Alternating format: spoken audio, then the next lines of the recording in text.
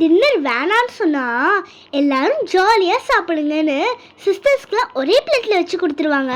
Fried rice, noodles, biryani, dosa எல்லாமே ஒரே பிளேட்ல.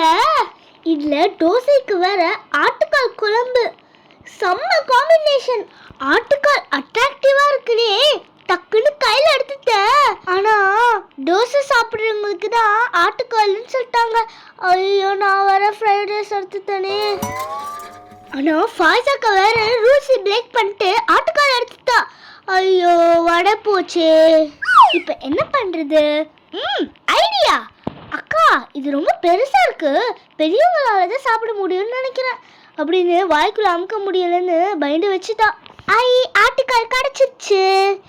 எப்படியும் ரூல்ஸ் எல்லாம் மீறி என் கைக்கு வந்துருச்சு. இப்ப பாருங்க நான் எப்படி சாப்பிடணும்னு சொல்லித்தரேன். இந்த எலும்பு சைடு வாயில வச்சுட்டு நல்லா தம் பிடிச்சு உருஞ்சா செம்ம டேஸ்ட்.